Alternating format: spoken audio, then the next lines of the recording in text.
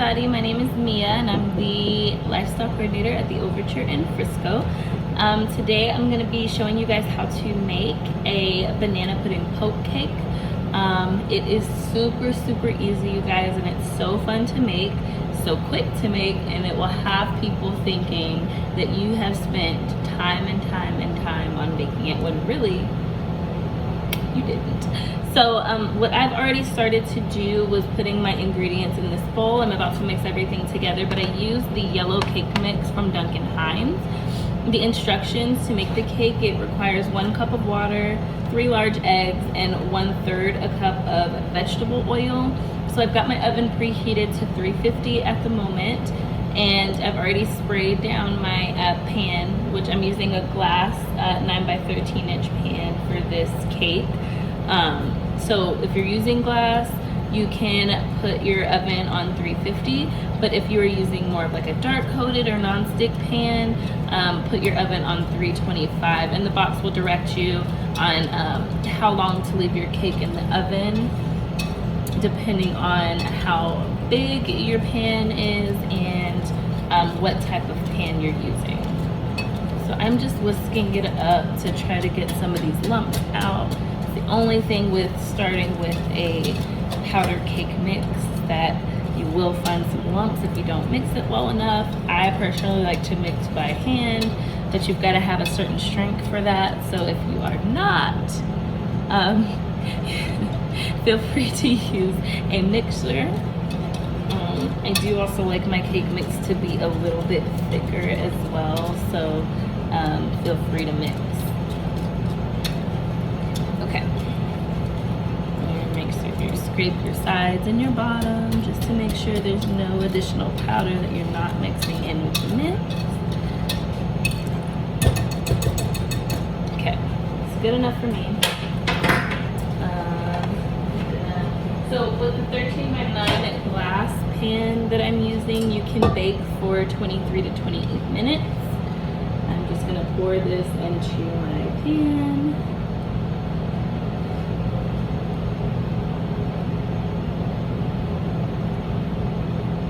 I've got a little bit I'd like to scrape out. We don't waste cake mix, so I'm just gonna scrape the sides and get as much of that down here as possible. All right.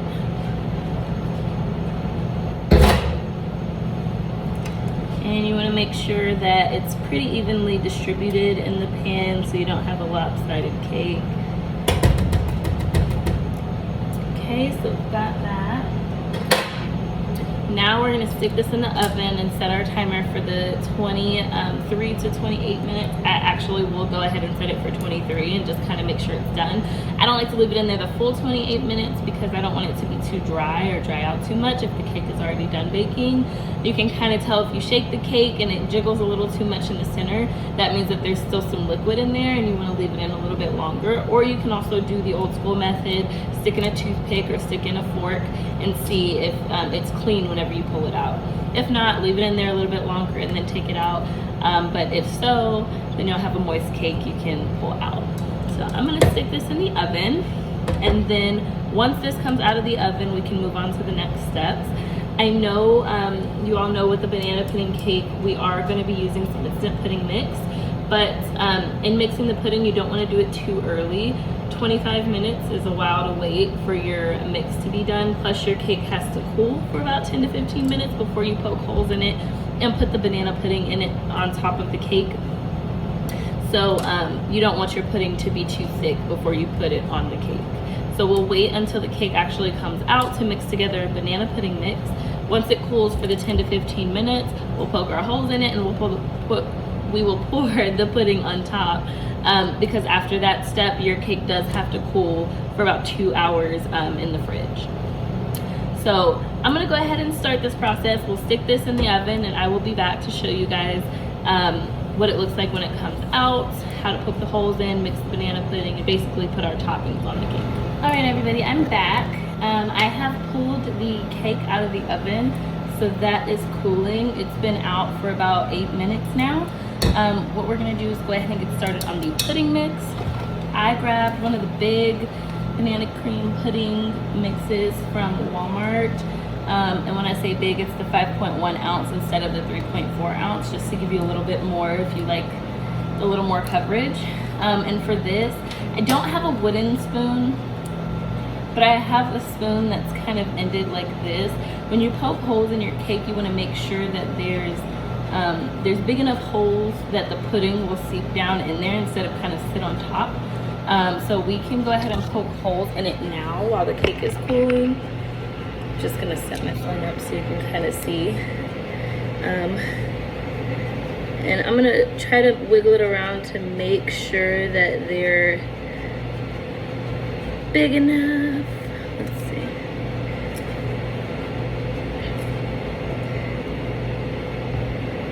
So once, you know, there's a little bit, and the reason why you want to use wood is because it doesn't stick to the spoon like this metal spoon that I'm using.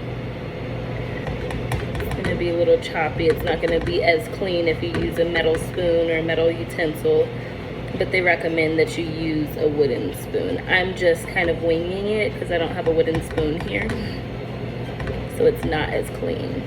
And this, you don't have to wait for the cake to cool before you poke your holes.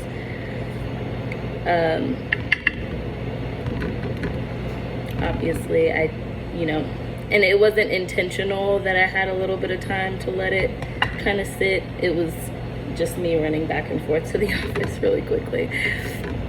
So, if you see any spots that you can put an extra hole, it's fine if it's not perfectly precise.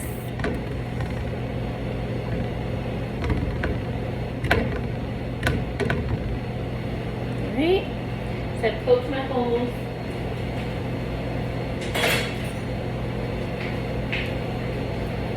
Now we're gonna like set this aside. And for the pudding mix, you want to put the instant in a bowl.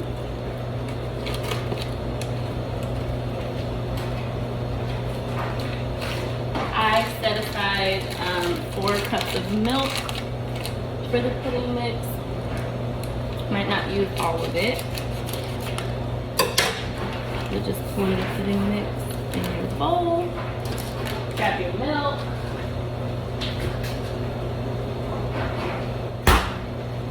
Mine was in the fridge. And you just kind of start pouring it out. And you want to stir until there are no more lumps. It smells so good.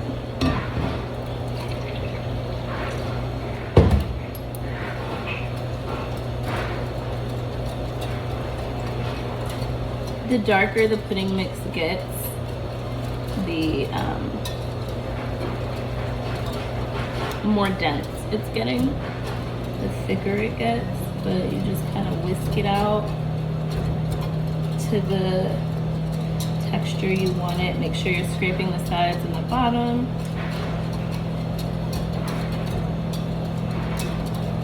I'm kind of winging it because I can't remember. I know the recipe calls for 4 cups of milk, but I don't remember the sizing that's on the recipe. So I'm just kind of stirring as it gets thicker to see, you know, if I'll need more milk or not.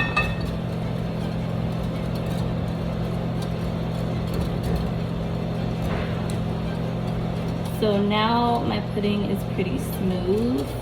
I just want it to be a little bit thicker, so right now I'm not gonna add any more milk. And once you're done whisking, all you're gonna do is go ahead and pour this all over the cake. I did grab my trusty dusty spatula so that I can push the pudding mix, or the pudding, I guess, into the holes on the cake. Okay, so now it's getting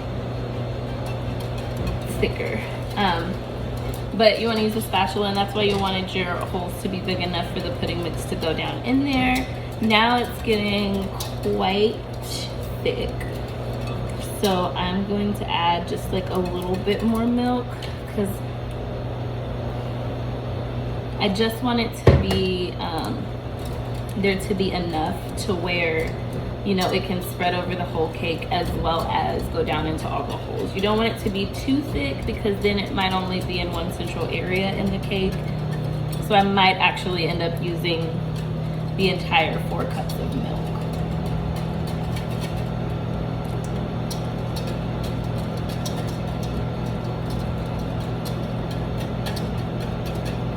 Because it is still pretty thick.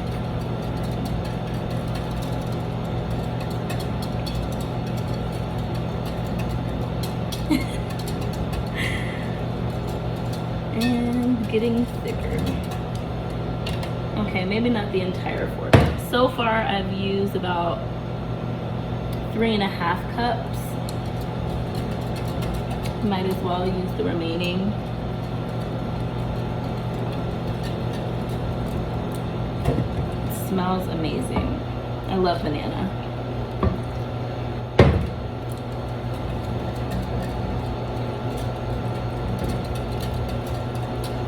Okay.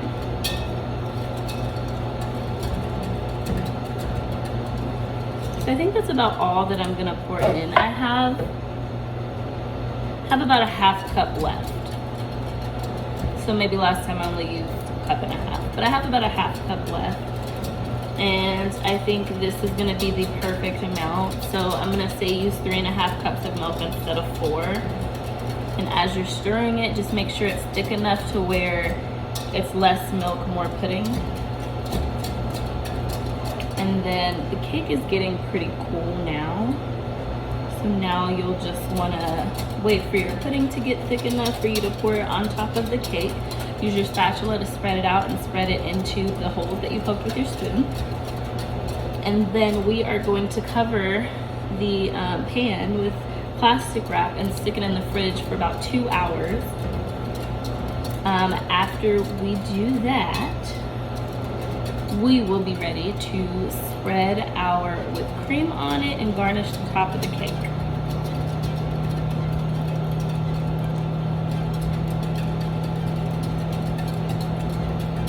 I don't know if you can see my pudding. I still need it to be a little bit thicker, which is why I'm still whisking. I don't like thin pudding, but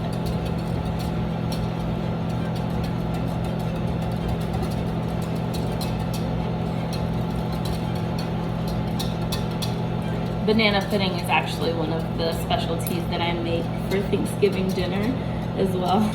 Everybody always looks forward to my Thanksgiving banana pudding, and I actually sell some like pudding and pies and cakes. And so I wonder what will happen if I try to switch it up and bring this poke cake this year. Okay. So that's about all that I'm gonna stir for this cake mix. I am gonna go ahead and pull the cake over here. See, the pan's not even hot anymore, so I guess it's gotten quite a bit of time to cool off. I'm gonna go ahead and pour some of this.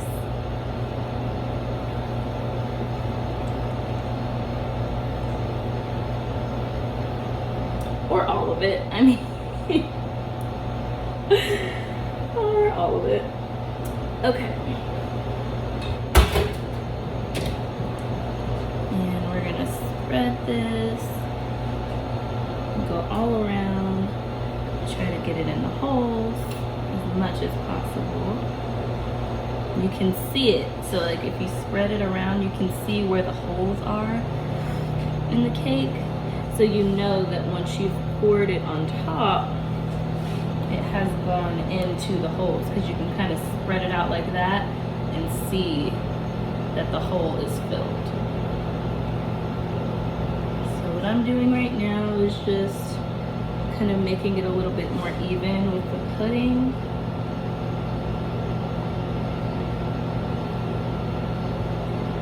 Right.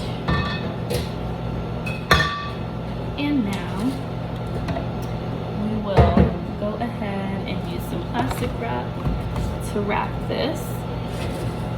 Got my plastic wrap. Sorry. Got my plastic wrap right in front of me.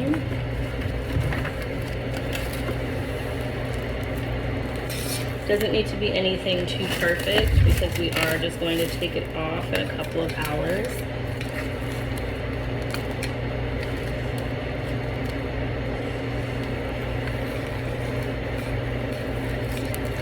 And we will stick this in the oven, in the fridge. What you can do right now, I already have 20 Nilla wafers crushed in this bowl because this is what we're gonna garnish our whipped cream with. That's part of the reason why you have to let the cake chill for 2 hours, is because we'll need to put the obviously cold and fluffy whipped cream on top without it melting on the cake. So while we do that, this is already ready to go. The only thing that you'll do when we come back is spread the whipped cream on top of the cake, cut up a couple banana slices to garnish on top of these crushed Nilla wafers, and that is about it. So pretty simple, pretty easy. Just a little bit of waiting time with sticking this in the refrigerator, but other than that, we're pretty much done at this point. So, all right, I will be back to show you guys what it looks like to add the topping and the garnish. Okay, everyone, I am back. So, part 3 of this video is gonna be putting your Cool Whip on top. So you've already got your cake with the banana pudding. I'm just gonna go ahead. I used one of these large tubs just in case we need a double layer. You don't have to use the large one. I just did just because you never know if you'll need extra. So you're just gonna spread the whipped cream all along the top. Try your best not to mix the whipped cream with the pudding. So you don't want to, overspread just to prevent that. It does need to kind of be a layer, and you don't want to press down too hard because then it will mix. And this is supposed to be kind of more like a whipped topping than a mixture with the pudding. That's, part of the reason why you want to also chill it for as long as possible with the 2 hours. I actually only chilled mine for about an hour and 15 minutes just because we're getting a little impatient and ready to eat it. So,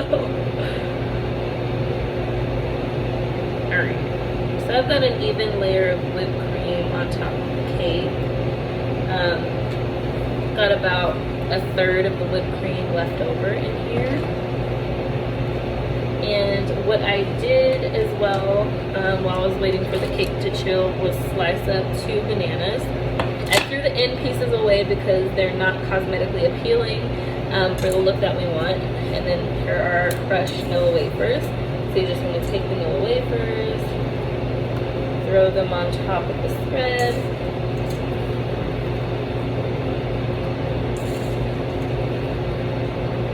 Distribute it as evenly as possible.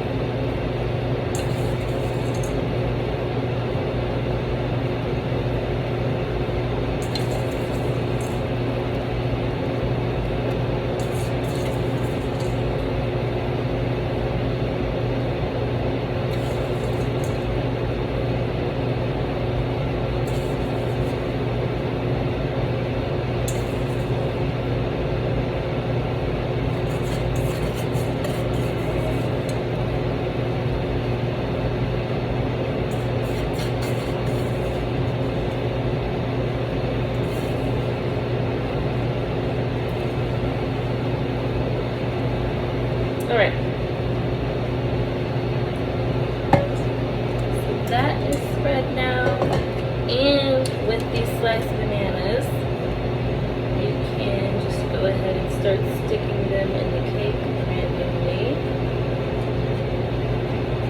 There doesn't need to be any specific order to these. Just, try to make it as cosmetically appealing as possible.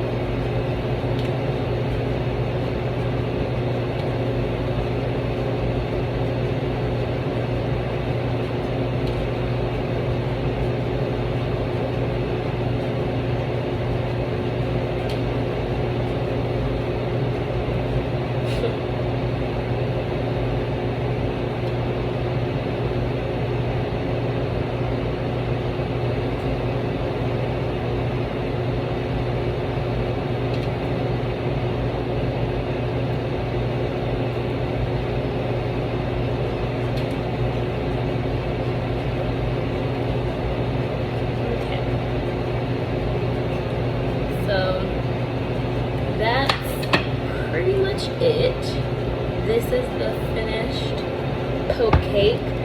If you want to add a little bit more crunch, you can also stick some more Nilla wafers behind the bananas to make it a little bit cuter, or you know,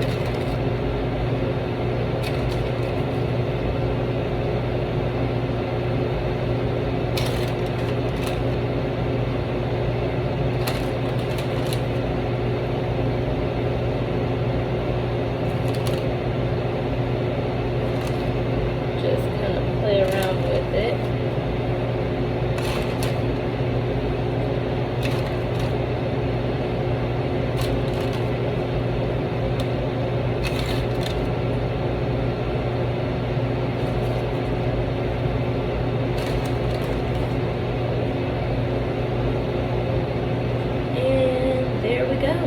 There you have it.